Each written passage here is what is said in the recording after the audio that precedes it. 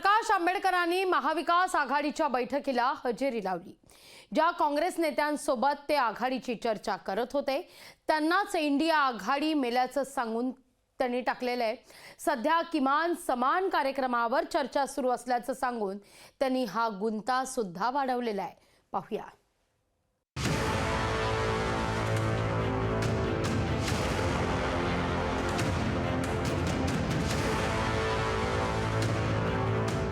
माझ्या दृष्टीने इंडिया आघाडी आता काही शिल्लक राहिलेली नाही। प्रकाश आंबेडकर ज्या इंडिया आघाडीत येणार आहेत त्या इंडिया आघाडीचं मनोबल खच्ची होणारं वक्तव्य प्रकाश आंबेडकरांनी केलं। देश पातळीवर इंडिया आघाडी मेलीये असं बेधडक वक्तव्य आंबेडकरांनी केलं। महाविकास आघाडीच्या जागा वाटपाच्या चर्चेच्या बैठकीला त्यांनी हजेरी लावली। या बैठकीत किमान समान कार्यक्रमावर चर्चा झाल्याचं त्यांनी सांगितलं। इंडिया आघाडी जशी देश पातळीवर मेली तसं महाराष्ट्रात होऊ द्यायचं नाही असं त्यांनी सांगितलं। माझ्या दृष्टीने इंडिया आघाडी आता काही शिल्लक राहिलेली नाही। काँग्रेस वेगळी चालली आहे, SP सुद्धा वेगळी चालली आहे अशी माझी माहिती आहे। होऊ नये ही माझी इच्छा आहे।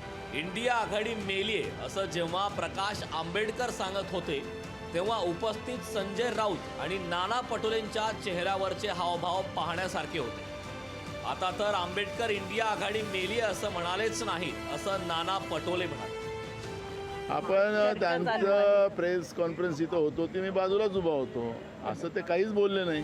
महाराष्ट्रातल्या जागा वाटपावर सध्या चर्चा झाली नसल्याचं आंबेडकरांनी सांगितलं। पुढच्या बैठकीत जागा वाटपाच्या फॉर्म्युल्यावर चर्चा करणार असल्याचं त्यांनी सांगितलं।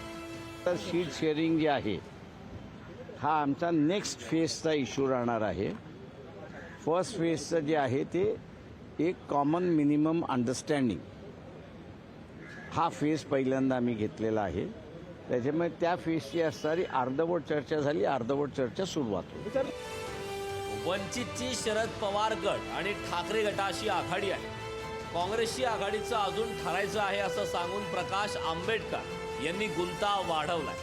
प्रकाश आंबेडकर हे महाविकास आघाडीत आहेत हे इतर सांगत असले तरी आंबेडकरांच्या वक्तव्यावरून ते नक्की कुठं आहेत हेच समजायला मार्ग नाही।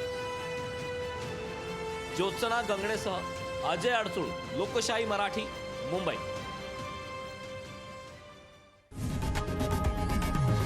लोकशाही मराठी ऐका, पहा, जागरूक रहा।